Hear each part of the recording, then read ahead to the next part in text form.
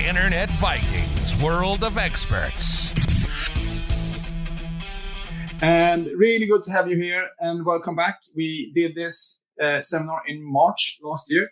Have had a fantastic number of people looking into that seminar, and we felt that it's time to do the second one because this market is kind of exploding, I would say. So why don't we jump straight into it, Elena, and start with perhaps one of the most important questions. I mean, being an operator or a service provider like Internet Vikings, or a game provider like Green Jade, or an aggregator like Pirateplay, or an affiliate, what is the most, I mean, and you have decided to expand into the US. What are the most important things to think about or to know and to bear in mind when you go into the US coming from Europe? Absolutely, Jesper. And to lead in with a little bit of your intro, just as you said, US market is absolutely booming right now. And even though we've chosen to have our second webinar towards the end of the year, so we could update you, one of the most important things to consider while entering the US market is how much on top of the news you have to be. Because Jesper and I are messaging at least every other day, just talking how many things are changing, how many new players are entering, how many new states are passing the new laws, how many legal issues some companies might be having, and so on and so forth. So I would say that the first and foremost, you have to strap in for the long ride. You have to do all the research. You have to talk to all the possible partners you can talk who are already into the US market, because since they've already done it, they would have a lot of good advice when it comes to the day-to-day things like legal team, accounting team, compliance team, and so on. And if I might, isn't that what you said? That's a fact. First of all, you need to have a partner. I mean, you really can't enter the US by yourself. I mean, at least you need a skin, and with that, you need a partner, so to speak. Well, yes, absolutely. If you are a platform provider or a casino, you have to have. But even besides that, actually, now when I think of it, us as a hosting supplier, also we had to have a company sponsor us to enter into the US market. So the first thing you have to do is to secure an agreement, or to at least a letter of intent with a company that is already credited in the state that you're in. And this differs from the European market, where you basically can set up shop yourself. Right. So and then of course regulation. You really need to have. You need, as you said, it can be a long ride. Just filling in the application forms and takes quite some time. I've done quite some of them, and it takes time with one of them, and it's a lot of details. So that's another thing you really have to be prepared to do, and also perhaps to use some people to help you with. Absolutely. It's a lot of information that is being requested of you as a director, officer, as a board member. That's why, but on the other hand, it also can be really good because there are multiple states and their requirements are roughly the same. So once you get that over the first hump, the subsequent states are going to be much easier because there's already all of the information. You just need to paste it in the different form. Cool, that's good. And jumping to that, so what would you say could be, if you just pinpoint your three main pitfalls that me as an operator could, or as a service provider could end up in? Of course, I would say the main pitfall is going to be compliance. If you're not 100% compliant, or if you don't do what you are asked, you can get into trouble with a regulator. And by trouble, I mean that the timelines are going to be even more extended, and no one wants that. So it's important to acknowledge, right, when you enter the market, it's important to acknowledge that it's going to take a little bit of time to get your license, and that's fine, but it's important to do it right away. Cool. And then of course, I mean, another pitfall could actually be that the market is more difficult than you think, because it is a new market. And if you look at marketing strategies and marketing expenses, they are different and could be much, much higher than what you're accustomed to in Europe. And some states are quite crowded today. Okay, it's not the 300-400 operators that you might have in UK and so forth, but it's still quite crowded with good people and good brands. Exactly. And the challenge of the US, or the benefit to compare to the European market, is that there is a very limited amount of skins that is available to the casino providers. So first you have to partner with a land-based casino, and then they have a limited amount of those skins, which again, it might be a good thing because it caps the competition. But on the other hand, the competition for that single skin is so high, you better have a really good product and be all buttoned up before you go into the market. Cool. That's good. And we're talking about the US market from a European perspective. So it's quite interesting to kind of compare them. You have to do that. And I mean, there are similarities, of course, but there are also quite some differences between the markets. And size-wise, the US market today is smaller than the European market. But in my opinion, it will outgrow the European market by far when all the states are opening up. What do you think about that? I 100% agree. What we have seen so far is there is a very huge appetite in the US for online gaming, and it's only picking up the pace right now. Only this year, if we can swerve into a little bit more about updates for this year, only this year, 8 states have passed the legislation to allow sports betting. 8 states. That has surpassed even the most optimistic expectations. So what we are seeing is that the states are seeing the success of the states that are already in the market, and they are willing to embrace it, again, looking for additional source of revenue and additional source of entertainment for the population. So absolutely, I think that, again, like over the next few years, the number of states is only going to grow. A lot of states are going to adopt online casino also, because majority of them have only sports betting right now. Some of the big players like California are likely to join in the next year or so. So it absolutely can surpass European market in the next few years, I think. What do you think? From a European perspective, you have to be there. Somehow you have to be there, or you're standing out of one of the largest gaming markets that is also regulated. So, and then back to the first question, I think you have to embrace yourself, as you said, Elena, for a long ride. You have to invest in compliance, and you have to invest in doing partnerships. And once again, that's another difference, because we're not really used to that in Europe. We tend to run our things by ourselves, but the US is much more partners. And another thing we see here, as I see as a difference, is that the iGaming market, if you look at the casino market, is perhaps 5. I would say it like this. We've been doing this in Europe for like 10, 15 years, and while it just opened up as a regulated market in the US. So I would say that in that sense, there's a difference between the player's perspective of an online casino and in the US than in Europe. But on the other hand, on the sportsbook, I think the biggest development we will see going forward in product development and customer features will actually be on the sportsbook side in the US rather than in Europe. So there are differences in both these areas where I think the US will drive sportsbook betting because of its history of sportsbook betting or sports betting, but also due to the massive volumes you have there. And at the same time, I think the US operators will take a lot of influences from the European operators when it comes to operate the online casino part of the business in that sense. So there are differences, but those differences will also strengthen both those markets. Absolutely. And another difference that I've been thinking about, and you can help me out here, Elena, and that is, I mean, you say that, yeah, but it's 50 states and yeah, you need to have a license in every state, etc., etc. Yes, but that we need to have in Europe as well. And in Europe, it's not 50 states. It's like, I think it's 45, 42 countries, which means that different language, different cultures, different payment systems, etc., etc., etc. So that's also a big difference, because when you enter the US, yes, you need a license per state, but it's the same kind of culture. It's the same language. You only need one customer support, basically, and so forth. Isn't that a big difference as well?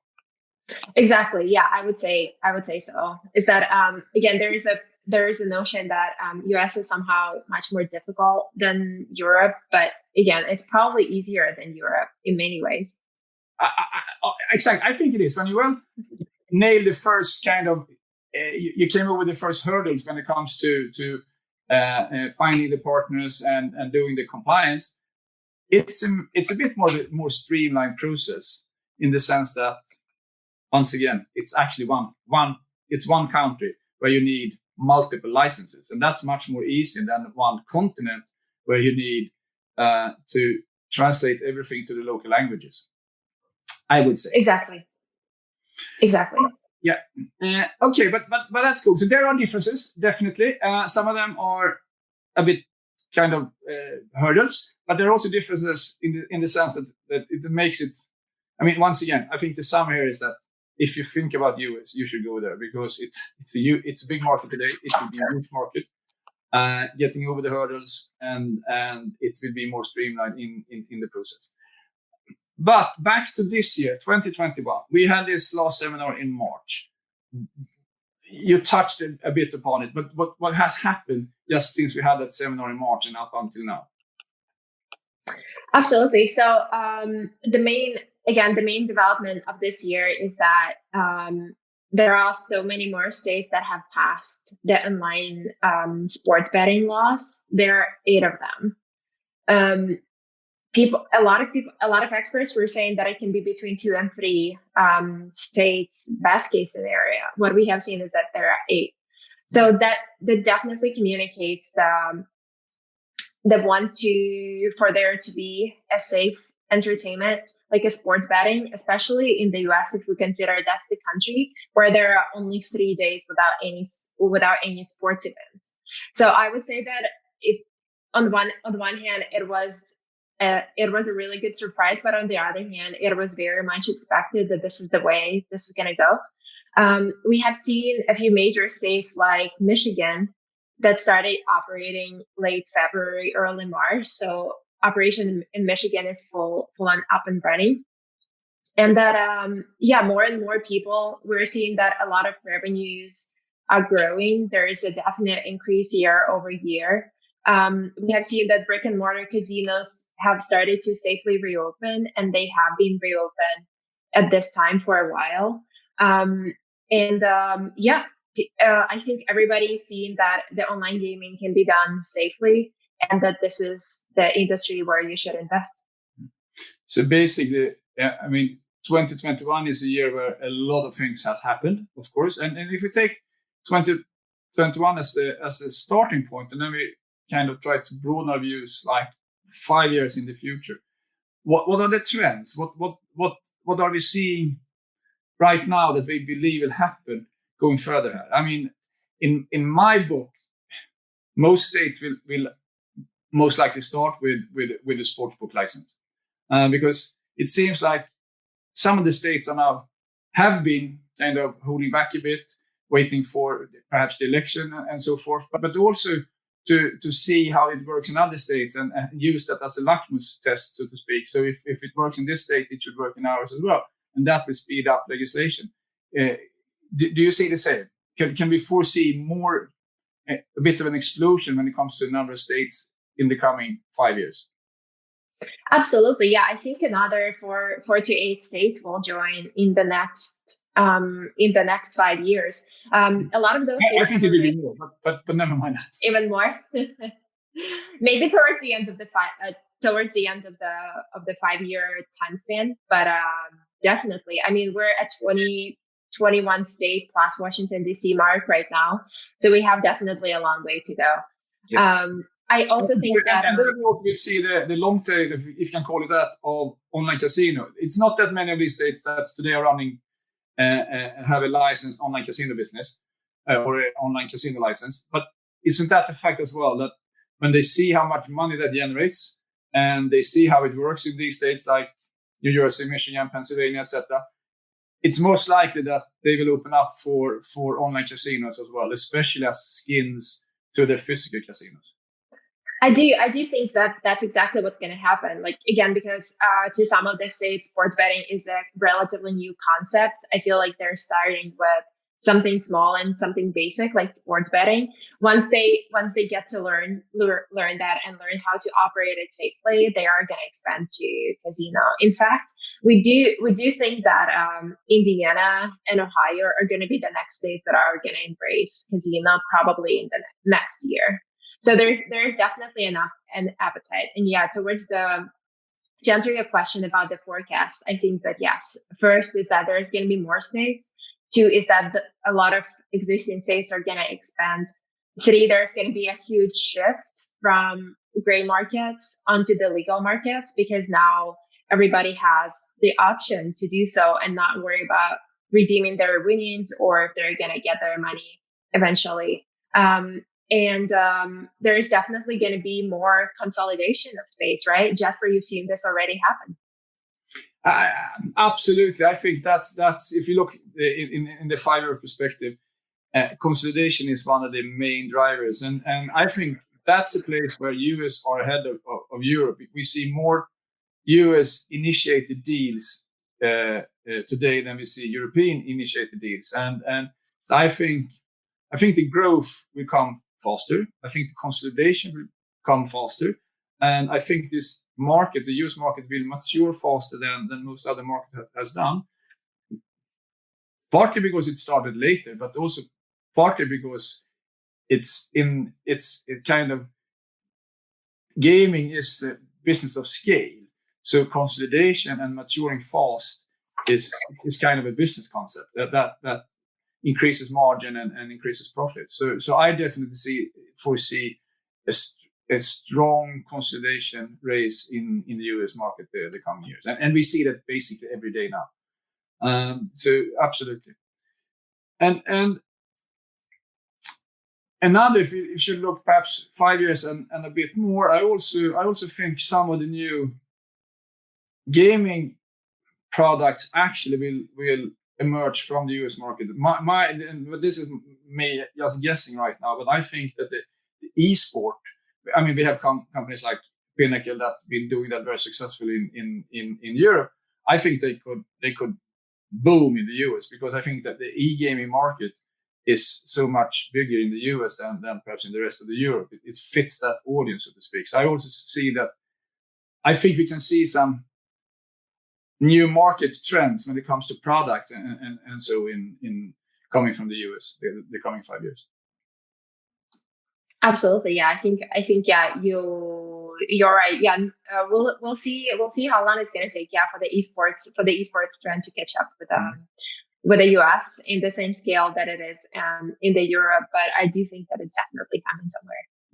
And that might be a topic for Internet Vikings US seminar next year, to invite them from the esport arena together with the 2 of us and discuss this, because yeah, it's bound to happen. And once again, I think US could be the ground for that, so to speak.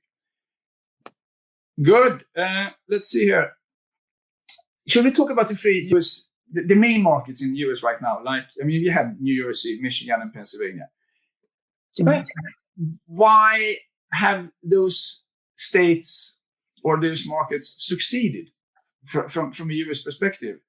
I mean, the numbers in New Jersey now in the sportsbook is quite impressive. So if you could develop that detail for a bit, but also answer the question why have they become the role model in the US today? Absolutely. Well, New Jersey in September, for the first time in the US sports betting history, they reached 1 billion in monthly handle, which is a huge achievement. This has not happened before. And yeah, like a lot of people expected New Jersey would be the state to do it. Since again, they were the first ones in the market and there is a huge already established gaming base. But it's definitely a strong signal that sports betting is going good, and that more and more people are wagering, especially now during the cold season. But yeah, I would say that New Jersey and Michigan are more similar in terms of regulations for suppliers, affiliate marketers, as well as platform providers and casinos than Pennsylvania. Their lowest tier in New Jersey and Michigan is vendor, especially since if the supplier has a flat fee model. In Pennsylvania, however, you would have to be a gaming service provider right off the bat, which entails a little bit more paperwork, more compliance, more financial burden, obviously. But I do think that the regulations are not likely to change over time, that this is how they're going to be. And Michigan and New Jersey, again, you asked the reason why they're doing so well is because they have online casino along with sports betting. So that means that there are additional sources of gains and sources of revenue. Sorry, Elena, I think what you touch upon here is very, very important, because from a lot of state perspective, it's of course about regulating to protect the players and so forth, and canalize gray market or black market into white market, etc., etc. But I also think it's quite clear that for a lot of states, this is revenue, this is tax revenue, and when they see how much, and when they see the ratio between sportsbook and online casinos, it will be very, very difficult for the sportsbook only states not to take online casino. Well, do you think I'm right in that assumption? Yeah, I think that absolutely. Yeah, like again, because there were no sports betting at all for the longest time, or it was only done in the land-based casinos. There's an innate hesitance towards adopting something right away. So I do think that sports betting, legalization of sports betting, is only the first step. But yeah, online casinos are absolutely out there, and yeah, hopefully that more states can do the same, so we can see more better games, more companies. And I mean, as you said, the reason why they have been so successful is that they mix sportsbook and online casino. So I think that would be kind of a model for a lot of other states as well. Absolutely. Yeah, I think so too. And yeah, for sure, in the next 2 years, we will see Michigan make a very interesting competition to New Jersey. But going back to the European companies wanting to enter the US market, I think one have to be really, really, you have to start on the sportsbook side, whether you are an affiliate or whatever you are. You have to understand that basically all online gaming in the US are starting as a sportsbook proposition. And I think that's and then the casino will come as a second phase, so to speak, I would say. Good. And how easy?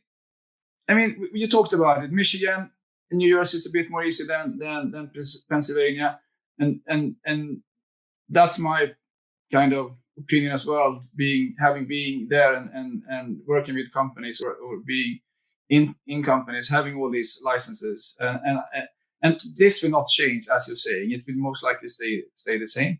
So, but when that hurdle is done, are there any other differences in working in these markets? Is it more difficult to run the operations when you have a license in Pennsylvania than in New Jersey or Michigan? I would say no, that they have a solid working regulatory foundation. It's not that hard, but all of your legal and technical processes and documentations will have to be buttoned up to prevent the delays. Michigan, on the other feet, has been swept off the feet due to the overwhelming success during the launch this year, because of March Madness, because of the Super Bowl. And they're very heavily backlogged with applications right now. So expect longer wait times. Again, it's not necessarily that it's harder to enter these markets. It just might take longer. No, but you're right. From my perspective, it's getting in that is different. But when you are in the market, you have your license. The operations is very much the same from regulations to regulation. It's not that a big difference. And once again, as we talked about in the beginning, then it becomes one market. as soon as you have the regulation, it becomes one market because it's the same language, it's the same payment providers, it's the same kind of marketing and metrics, etc., etc. So I would say that the hurdles are before you get your license. Exactly, and many other states view this license in the first state as a massive seal of approval. So when you're entering other states, there are way less barriers that you have to pass in order to be approved. Okay, so what you're saying here now, you should go with the toughest state first, which I would say is Pennsylvania today. So you start with Pennsylvania, and then you will have not a free pass, but you will have a bit of a good mark on your side when you enter the other states. Is that so? Sure, that's one way to do it. Or you could also consider any of the 4 states plus West Virginia that also has casinos, and see where you can secure a partnership and just go into that state. I do believe in following where the demand is. So that would be another way to do it. So basically, your advice is to pick a state where you have the best business opportunities, but the one state at a time in the beginning. That's what you're saying. Correct. I do think that the companies who are only entering the market can be overwhelmed with the amount of regulations and the new things that they have to be aware as they only enter in the USA. So probably one state at a time is sensible at the beginning. But again, like once that first or second step is in your belt, it's going to be pretty easy in the states to come, as long as there is, again, a partnership already and a company that can sponsor you. Yeah, and then back to the partnerships. What's your view there today? I mean, that's where I see the competition, and in the already existing, like New Jersey and Michigan and Pennsylvania, are there any more skins to acquire, or are the casinos holding one or two just for future possibility? There are definitely a few licenses left, so the market is not fully closed just yet. But again, when you're entering the market as a casino or a sports book, you have to get that partnership with a casino. You would have to negotiate the terms. And again, a lot of the terms being the revenue share, how much are you willing to give back for this partnership? So there are definitely a few skins left in the key states. But if you need an opportunity to enter into that market, there is definitely an opportunity. Good. Sorry, I had to mute. I had a jackhammer in the building. But that also means that it's a bit of the seller's market today. I mean, sitting on these skins could be quite valuable. True. Could be. Cool. Back to New Jersey and Michigan. Is it possible for Michigan? I mean, as you said, they had a fantastic start. The timing there is kind of exceptional. Do you think they can overtake New Jersey? I would say that they will make for a good competition in the next few years. Again, New Jersey has been in the market for way longer, and they have established user base. They have already established sports books. So it might take Michigan a little while.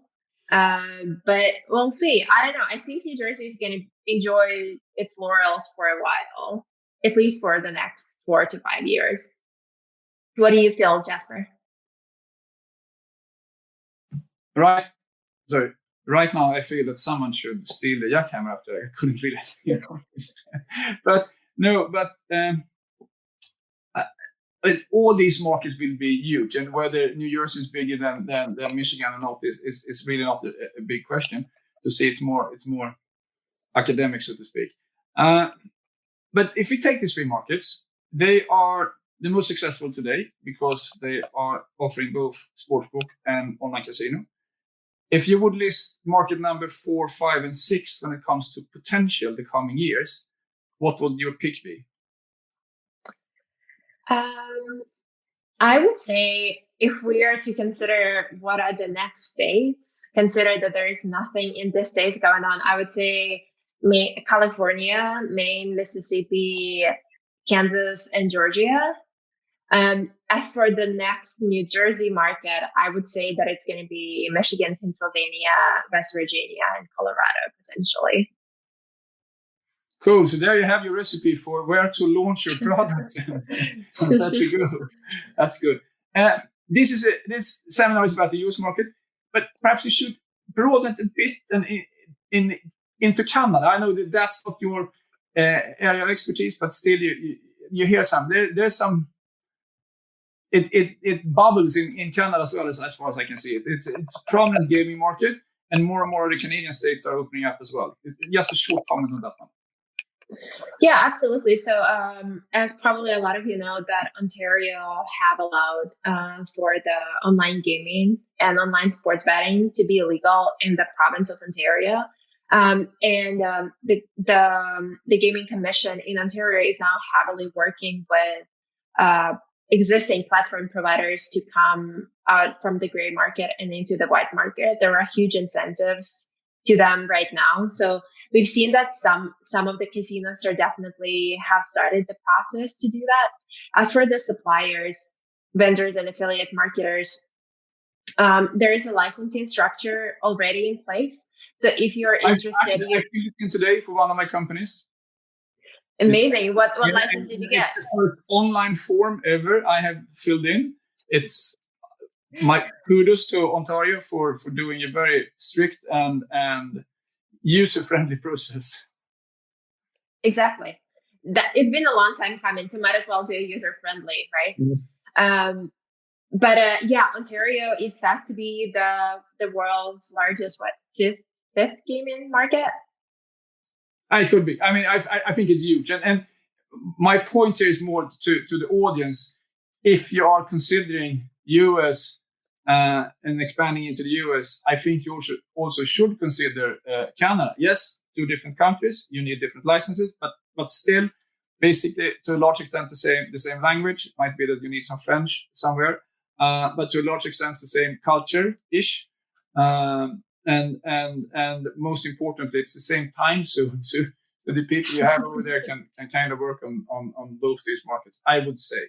And from what I have seen from a regulatory point of view, it's not that much difference. The Canadian states are as thorough as the US one. I've been in one of these 2 hours interrogation with one of the Canadian states. So they have the same quality and such. But once again, you have to but you have to prepare yourself for that compliance part, whether you go into the US or the Canada. And if you have it, you should also, from my perspective, look at Canada. From my perspective, it's a very interesting gambling market. Absolutely. And also they have very similar, again, requirements. So once you have 1 or 2 or 3 states in the US, it's going to be very easy to expand towards Canada if you manage to secure the partnership. But also the price is very similar. And again, the fact that your company already has a license in the US is a huge seal of approval for the Canadians. Another point where we have seen this because they only have started to set this whole big regulatory machining process. We're seeing that there are not a lot of delays right now. Actually, their team has been responding to us personally very fast. So that's another good thing, meaning that you can be up and running in Ontario pretty fast. Exactly. And since this is an Internet Vikings seminar, you of course have to say that Internet Vikings can host you in Canada as well. Just to point it out. Good. Totally. Let's change direction totally. And so the US is, I think it has 3 of the 8 largest. What do you call it? Gambling destinations like Las Vegas. We see this as a destination.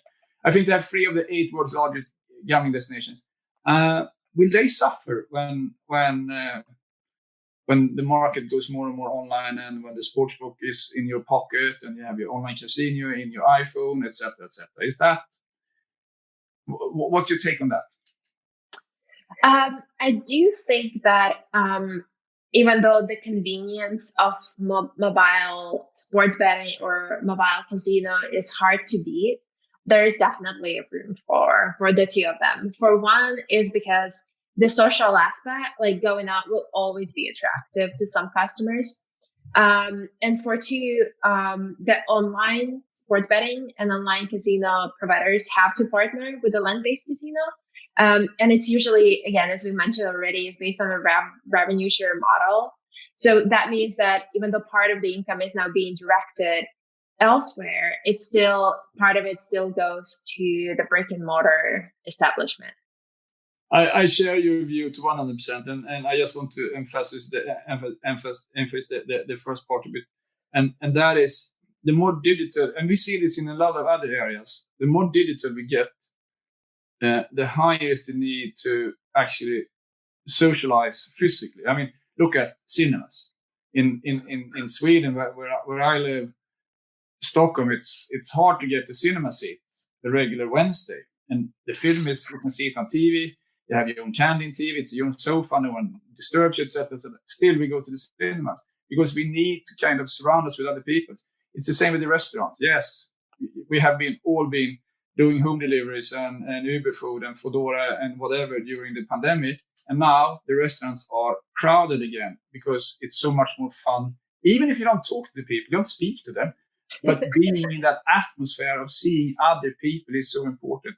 And I think the casino has exactly the same role to fill. And if you look at most casinos today, especially Las Vegas, they learned this like 10 years ago. It's not only about gambling anymore. It's entertainment. It's an occasion. And that has to be happening in life or in real life. So I totally agree with you. I think we need the social part. And as such, the casinos the bricks and mortar casinos will stand strong.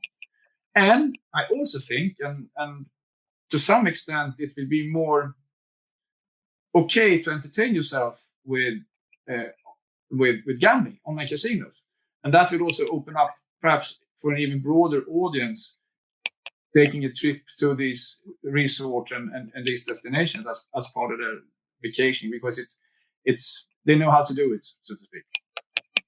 Absolutely. And yeah, Internet Vikings were just present in Las Vegas for the conference earlier this month. We went there to G2E, and again, all of the hotels, not just the Venetian in which we were staying, but all of the hotels are buzzing.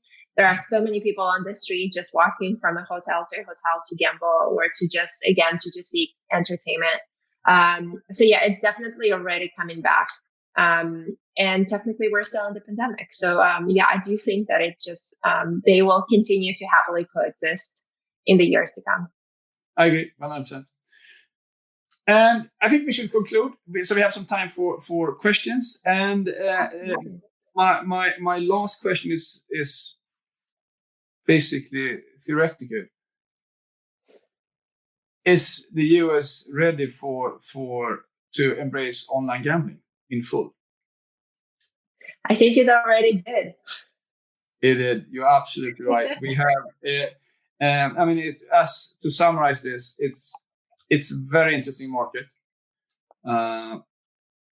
After you get your licenses, it's basically one market. It's a tough market. It's heavy competition. You have some really strong household brands there. The bricks and mortar casinos entering in, using their brand names, etc., etc. And it's a market where we will see a lot of consolidation. But it's a market that is difficult not to have in your strategic plans for the coming years, I would say. Absolutely. Good. Anything else, Elena? You are the expert here. What else? What have we missed? Or should we let's see if we have any questions? Yeah, let's see if we have any questions. I think we've pretty much covered what we wanted to talk about today. And that means that I have to put on my glasses, otherwise I can't read them.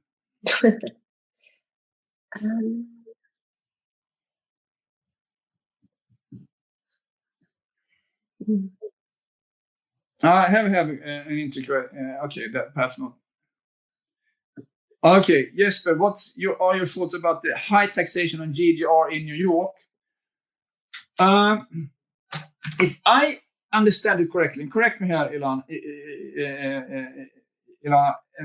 New York made a kind of a request, an RFP, and where you had to one of the competitions to get the license was to tell the state what taxes you wanted to pay. Wasn't it like that? Yeah, Yeah, exactly like that. And I think it was DraftKings or whoever it was said like we pay 40%. Yeah, they were. So it was a part of the bidding process. Yeah, to suggest how the regulation should be shaped, and that's why they won the nomination, is because they offered the highest exactly. taxation. And from my point of view, that's super clever, because what happens here is that you create barriers of entry. With that high tax, you create a barrier of entry, which means that there will be a limited number of suppliers, or perhaps even one or two, which means that you are creating a kind of almost a monopoly. And I have the jackhammer. Give me 2 seconds. And you can still be profitable.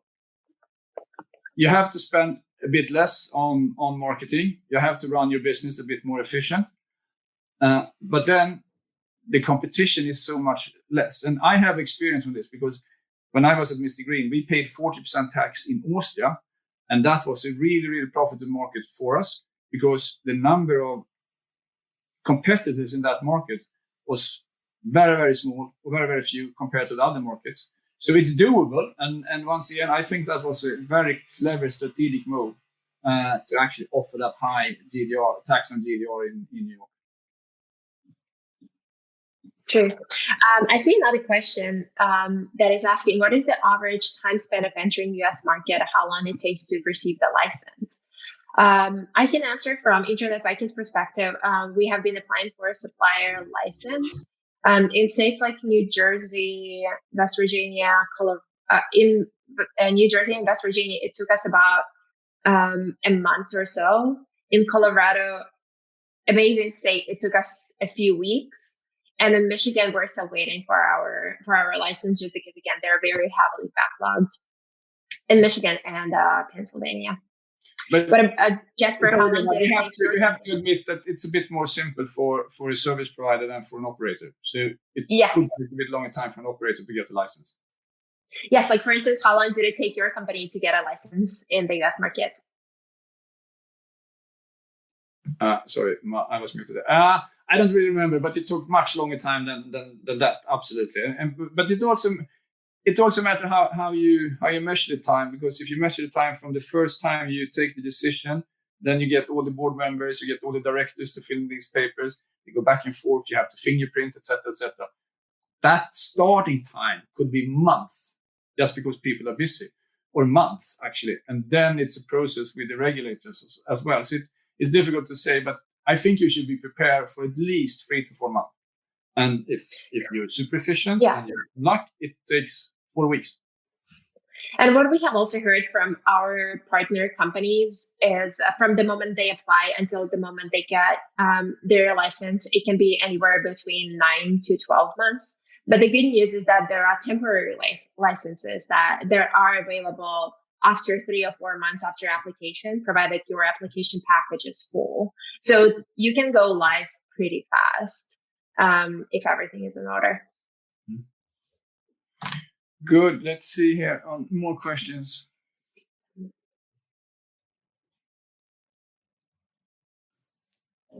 Okay, so actually that's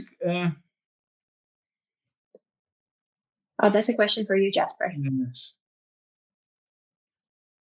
We have it on the screen. Yes, I'm reading.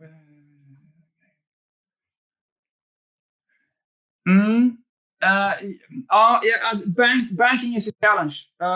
It's a challenge in Europe, and then it becomes a challenge in the US. And it seems that US banks has a problem with gambling, gaming money coming from European banks, and vice versa. This is part of the due diligence process, and this is part of the process that might put some more time into this. And basically, my advice is that you have to have a bank in the market where you are operational. So if you're operational in Sweden, you need a Swedish bank. If you're operational in Germany, you need a German bank. Of course, you can handle everything from your Maltese banks, etc., etc. But at some point, it will be a regulatory demand to have a local bank in some markets. And I think going into the US, I would advise to try to have a US bank as much as possible. Correct, and we have also seen in our accreditation process, but also when we are working with the partners, we do know a few banks who have iGaming customers. So if you're interested in reference, I think at the bottom of the screen at the end of the webinar there will be a consultation that you can sign up with us, and we're happy to share that information, or just email us at our support email on the website. Yeah, good. And here's another question, and it's actually addressed to you, Elena, but I will answer it. Along with casino platforms, will USA be focusing on multi-gaming platforms, skill-based games, and with real money involved? And as I said before, yes, I think some of that development actually become first in the US. And there are so many initiatives going, not so many, but there are some really interesting initiatives going on when it comes to multiplayer games. I am chairman in Green Jade Games, and we are doing arcade skill games and looking and investing heavily into that one. And yes, we see that the US market will of course be perhaps not an entry point alone, but it is an interesting market. And once again, I think we will see a lot of the product development will be focused on the US. And one reason for that is, of course, as I said before, the size of the market. So yes, we will see more product development being pushed via the US operators. Perhaps not in the beginning, because now it's just a matter of, if you talk online casino, it's a matter of getting the basis right, getting the catching up with all the game providers and broadening the portfolio, etc., etc. But over time, I think we will see a lot of innovations entering the US market first, whether they come from Europe or US. And yeah, just to add a little bit to your answer, Jesper, we're already seeing that skill-based games are already allowed by some of the states, and daily fantasy sports. I do think that it's the same. It's going to happen in the same way as online casino. Is that a lot of states who already allow sports betting are going to be adopting skill-based games over the years, as well as the online casino. So there's definitely be movement in that direction. Good. If you enter the US with different states, do you need different domains for every license? Elena, do you know that? Do you need different domain? Depending on who you are. If you are an affiliate marketer, yes, you do. If you're a vendor that supplies, like for instance, servers, or like us, Internet Vikings, we did not need a different domain. But if you're a casino provider, or if you're a sports book, what we have seen others are doing is that, yeah, they're creating a subdomain for every state, like Jersey, Michigan, brand name.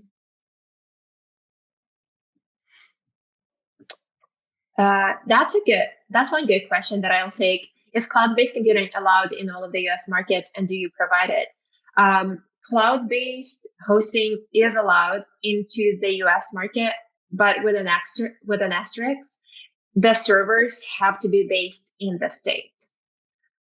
So if you're serving Michigan market, you have to have your servers in Michigan market, and then you can do cloud computing out of Michigan for other Michigan gaming board licensees, but it is possible. Good. And we have a question here, Elena, that says affiliate regulations, ? Would you just comment a bit about this? Is there a different regulations for affiliate? Is there something affiliates has to think about when it comes to regulation? Right. So like, again, it's going to be different from state to state, but overall, affiliate regulations are very similar to vendor regulations. With one pitfall is that if the affiliate is based on a flat fee model, they can usually apply for just a vendor license, and it's very easy. If the affiliate is based on a revenue share model, they're going to have to go with a supplier license. It's the higher tier, and they would have to do all of the personal disclosures, fingerprints, and so on and so forth. Again, it can be slightly different from state to state. Again, if you're needing help with the regulation, we're happy to help you with that if you reach out to us. But yeah, overall, it's easy for the affiliates that are based on a flat fee model. Yes, and here's another really good question. With MGM, DraftKings, and FanDuel accounting for 70% of the iGaming revenues, how can a new operator stand out?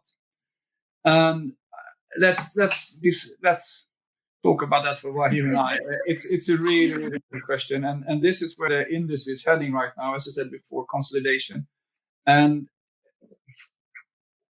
consolidation in this industry is natural. First of all, there are no need for 400 operators offering the same games or the same matches with the same odds, etc., from a customer perspective.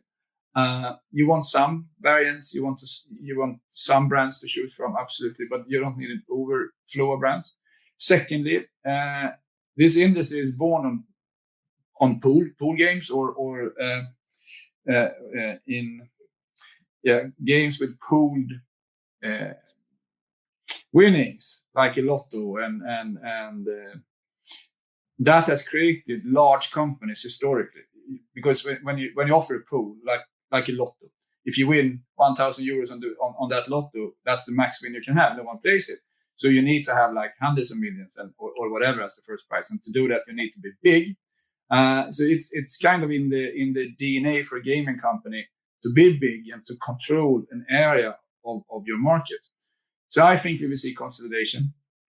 But on the other hand, there will always be room for creative new starters or smaller brands. And 70% is a lot. But you should also remember that 30% of a huge market is also quite a lot. So I think there are room for smaller companies. I think the consolidation will continue. The bigger will get bigger and the smaller will be smaller. But there are still opportunities, absolutely, especially if you have something that stands out a bit. If you have a brand or a customer experience or products, if you invest in more in a live product or a live product and no one else has, as an example, I think there's absolutely a room. But once again, yes, the US market will be tough because you have some really, really big household names there, and they are spending a lot of money in marketing. And yeah, just to add a little bit to Jesper's reply, what we have seen happen is that when the new brands from Australia or from Europe are coming, again, that are not BetMGM, DraftKings, and FanDuel, they are doing partnerships with the sports teams. Heavily advertise it. They advertise heavily again on sports events, on the billboards everywhere. It's more like, again, the barrier is a little higher for the smaller players, but again, with the right kind of marketing, we do think that there's room for everybody, and you can definitely go for that market share. Exactly, and sometimes being small in a huge market can also be very, very profitable. But it's a very good question, and that's something as an operator you have to take into consideration. Is it worth the risk of doing this? But then on all the other sides, I mean, service providers. There's always a need for service providers. So, but this is more from an operator perspective. You have to take this in consideration, and you might even have to calculate that. Okay, there's only 30% left to fight about. Is that enough for us? Is that good enough? Or you know that we can take some because our product is so good, so we can actually take market shares from the big operators. Absolutely. Cool. Do we have any more questions, Elena? Yeah, I do see one last question. Or maybe not the last, that we're happy to answer. Can we expect regulation in other U.S. states which rely on GLI 19 as with Michigan? I do think that, yeah, it's definitely gonna, and it's already been happening in literally the last 4 to 5 months. More and more states are adopting GLI. And I've seen that the GLI company itself has gotten their license in multiple states, like Virginia, I think, Tennessee, Michigan. So I do think that it's one of those European standards that is going to come to the US next year for sure. And we should remember that GLI 19, if I understand it correctly, it has a lot of similarities with ISO certifications in if it's 27001 or whatever it is. So I think that's also something that you should really, really consider to applying for these certificates, because it will help you in the process of getting certified in the States as well as it does in Europe. Yeah, 100%. Good. With that, I think we are about to conclude our second US seminar. Elena, you are amazing. Thanks a lot for this. And I hope that all the viewers have enjoyed this. And if you think you still have some questions you need to get answered, please contact Elena. She is our expert on the US market. And whenever you need, there are some hosting services available from Internet Vikings. See you all. Thank you so much, everybody. Thank you, Jesper, for hosting at the last second.